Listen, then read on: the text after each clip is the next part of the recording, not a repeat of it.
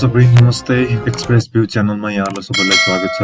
यदि तपाईहरुले हाम्रो च्यानललाई सब्स्क्राइब गर्नुभएको छैन भने सब्स्क्राइब गर्नुहोला, भिडियोलाई मन पर्यो भने लाइक पनि गर्नुहोला अनि आफूले लागेको मन नलागेको कुराहरुलाई कमेन्टमा पोस्ट गरिदिनु होला। दर्शकवृन्द, नेपालमा एउटा अद्भुत क्षमता भएको, विशेष गरी सुपर जुन मेमोरी पावर भएको जुन एउटा अर्पण छ, अर्को विजय छ। विजयमा चाहिँ एउटा अद्भुत क्षमता देखिएको छ।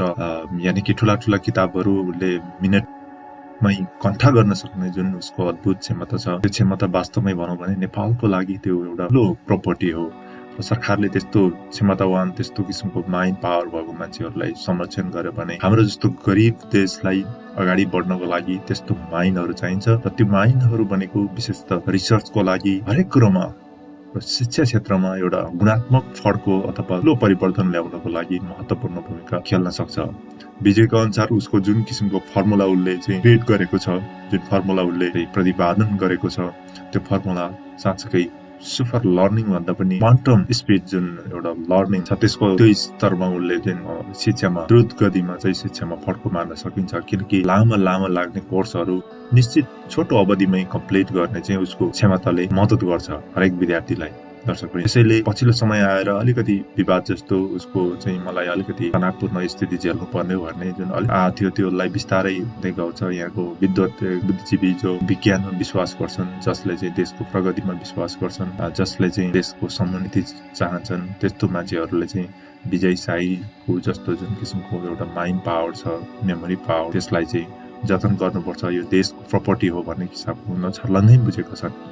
नेपालमा हाम्रो सरकारले चाहिँ त्यस्तो किसिमको प्रपर्टीहरुलाई, त्यस्तो किसिमको माइन्ड पावर भएको जुन किसिमको युवाहरुलाई चाहिँ संरक्षक एवं तिनीहरूको लाइफ चाहिँ सरकारीकरण अथवा सरकारले किन्नुपर्छ एक हिसाबले भन्दाखेरि। किनकि त्यस्तो मान्छेहरु, त्यस्तो क्षमतावान मान्छेहरुको चाहिँ एउटा छुट्टै जमात अथवा टिम भएन भने देशमा विकास अथवा देशको हरेक क्षेत्रमा गुणात्मक फड्को मार्न सकिन्छ। जसरी अमेरिकाले डाइभर्सिटी भिसाको जुन प्रोग्राम अन्तर्गत वर्षै पछि दुनिया भरबाट एकदमै राम्रा मान्छेहरु, क्वालिफाइड मान्छेहरु छानेर अमेरिका लान्छन् वार्षिक रूपमा।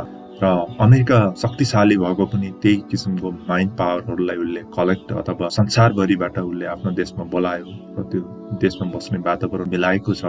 उसले साच्चै अर्को अर्थमा भन्नुपर्दा त्यस्तो किसिमको माइन्डहरु, त्यस्तो किसिमको दिमाग भएको मान्छेहरुलाई संसारभरबाट किनेर आफ्नो देशमा लगेका छन्। अमेरिका भनेको यस्तो देश भन्यो कि बुद्धिजीवी चाहिँ एउटा माइन्ड पावर भएको मान्छेहरुको एउटा जमात भएको देश।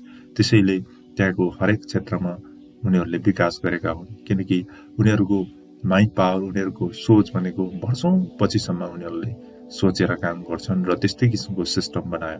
दर्शकवृन्द, त्यही भएर नेपालले पनि डेफिनेटली त्यो हिसाबले गर्नुपर्छ।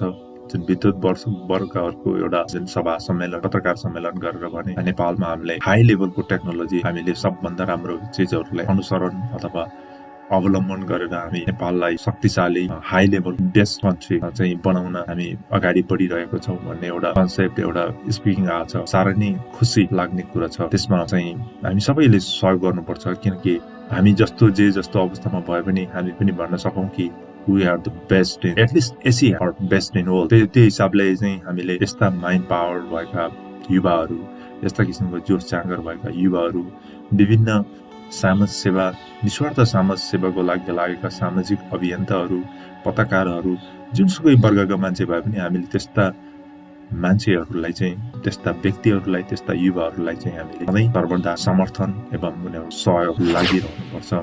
दर्शकवृन्द, अहिलेलाई यति नै। यदि तपाईहरुलाई भिडियो मन पर्यो भने लाइक गर्नुहोला, अभिव्यक्ति जस्तो आफ्नो विचारलाई कमेन्ट बक्समा पोस्ट गर्नुहोला र सब्स्क्राइब पनि गर्नुहोला।